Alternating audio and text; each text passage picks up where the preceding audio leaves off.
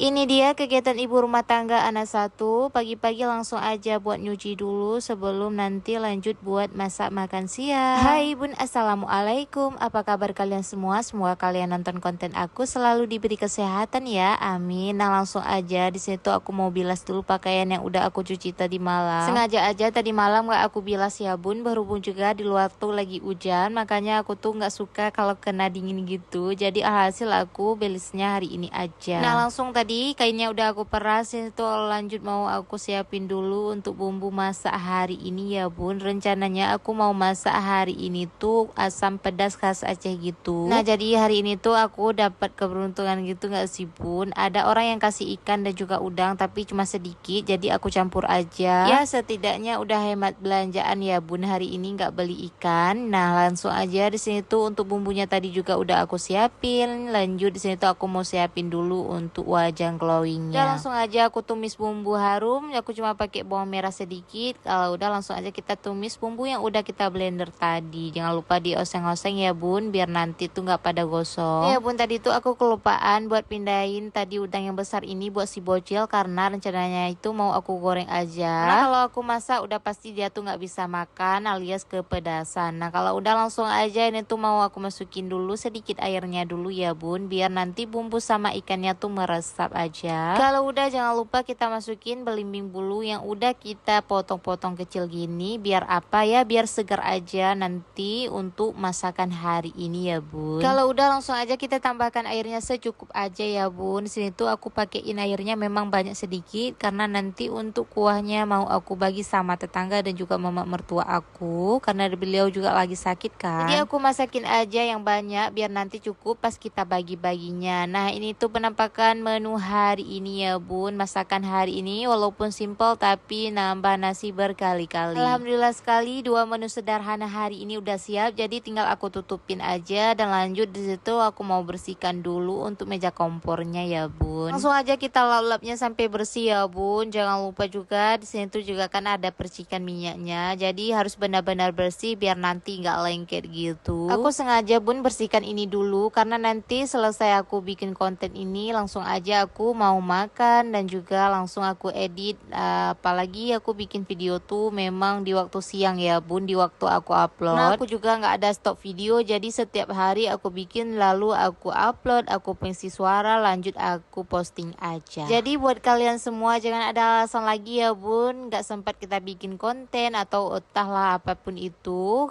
Kalau kita mau itu memang ada jalannya ya bun. Jadi tetap harus semangat buat kita semua yang lagi berjuang di sini.